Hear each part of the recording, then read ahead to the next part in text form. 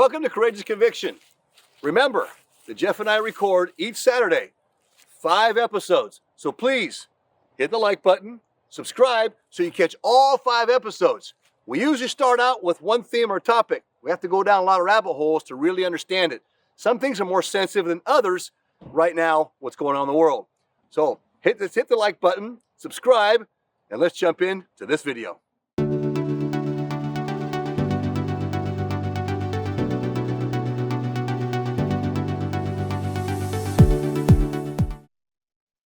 Good morning, Courageous Conviction. Another beautiful Saturday morning up here in our mountain escape. I want to talk today, continue on a little bit with President Benson, actually. This may be actually Elder Benson. I listened to so many of talks this last week. We're going to go into, it's 1974. It's about the gifts and expectations of the Spirit and of the Lord. And I think it's important we talk about this because many of us have expectations of receiving certain gifts without wanting to qualify ourselves to be worthy, if you will, or even ready to receive those gifts. And there's certain things that need to be done in order for us to receive those gifts. And these are things that today we're just not talking about. This is why I'm bringing these up and talking about these things, because these are commandments that have never disappeared or gone away. We're just not talking about it today because the Lord can't talk about it. If you put 2 and 2 together, the 4 in this, and we're going to go 2 plus 2 is 4. There is no 5 in this scenario. But if you're going to do that, then it's going to be really easy to see why it's so important. We need to go back. We need to look back and review commandments of the Lord that were given in the past that cannot be repeated or given now, but are still applicable to us. We're going to go in that today. I think you're going to be a little bit surprised at what you're going to find here. So we're going to jump right into then this video. We're going to go into minute number 25. I'll put the link down below for you as well. We're going to jump right to minute 25, and let's let Elder Benson express the principles of what we need to do for us to receive those gifts of the Spirit. Walter, let's go ahead and start the video. We're right there, minute 25, please. Said, quote, "Even this nation will be on the very verge of crumbling to pieces and tumbling to the ground. And when the Constitution is upon the brink of ruin, this people will be the staff upon which the nation shall lean, and they shall bear the Constitution away from the very verge of destruction," unquote. Stop for Walter. I want to talk about this for a second. Before we jump into this is minute 25. So you had a lot leading up to this, and he's getting to things that we're going to need to do, right? That we're going to need to do in order to receive those gifts of Spirit. And this is starting at minute 25. I thought was ideal because we need to defend the U.S. Constitution. If we don't defend the U.S. Constitution and we don't stand up for freedom, I was just listening. A side note here, I was listening. Now it's been about a year now. I'm listening to Journal Discourse, I believe it was. And I don't know if it was Brigham Young, who it was I was listening to. I don't remember now. I need to find that video. But it was really important because it breaks down. Was it John Taylor? I don't remember who it was now. Don't go quoting me on this. But I remember what the talk was about.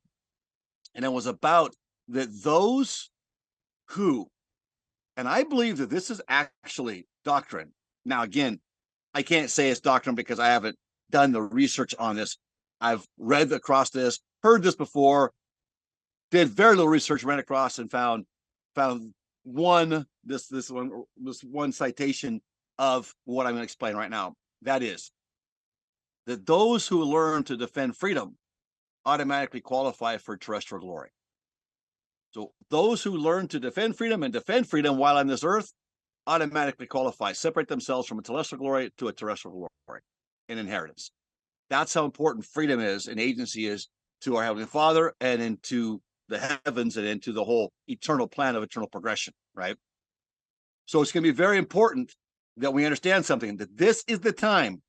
Our prophet, President Nelson's already stated this, others repeated this. We're in this time where the Constitution is hanging by a thread. Now, they may not have said it exactly this, but they said we are in prophetic times right now. These are times of prophecy. And it's pretty obvious too. All you gotta do is look around. You can see what took place in these court cases, what's going on.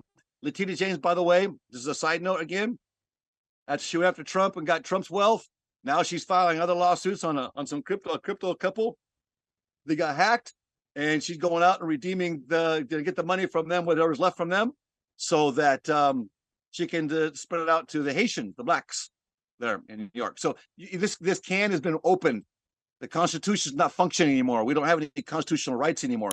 Even the state I am in, the blue state I'm at, it's just we have to leave here, and we have to get our home to a point where maybe in 2 years we can sell, if the market's even going to be sellable.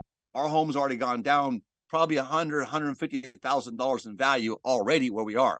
And I believe where we are surrounded by are these Airbnbs that's going to go even lower.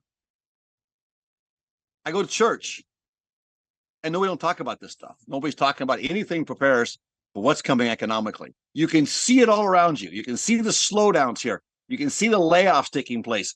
The automation is going to take place from the high minimum wage at $20 an hour for somebody who works at McDonald's or Taco Bell. They're closing hundreds and hundreds of stores here because of the wage. And next year is supposed to go to $25 an hour for everybody. I didn't get $25 an hour until I was a journeyman. And that's not too long ago. If you go back 3 years ago, it was the same way. $25 an hour would be somebody who's coming along in their beginning journeymanship journey and climbing that ladder, right? I guess they didn't go to a journeymanship journey. Anyway, where are the people to bear it? Where are those priesthood bearers that are going to lift up and buoy up this U.S. Constitution? They're just not there. Just not there in these blue states. They're trying to be this middle of the road, teddy bear Jesus. Everything's all accepting. It's all okay. All is well in Zion. And it'll just go away. I repeat, conversation I had with my bishop one day. And I'm not trying to cut the guy's legs, but I just 100% do not agree with his leadership style, I guess, if you will. I just really think it's not preparing the people at all. It's not leading the people at all. It's more of a middle management style. And it's one that's very protective. And it doesn't work. It's not functioning. Leaders in the church, if we're going to be leaders in the church, we need to be strong enough in character as a leader to be able to sit down with our members and hear the hard things. You hear where maybe we're failing them. Some leaders, most leaders have a very difficult time with that. Point being, we're missing what's going on around us because we're just doing this. And he even said to me, Eric, at times it's better that, ignorance is bliss. Better to leave the people in ignorance so they don't have to suffer. I said, well, that's an absolutely ridiculous statement. And then he's looked at my step and he said, well, it's kind of like this.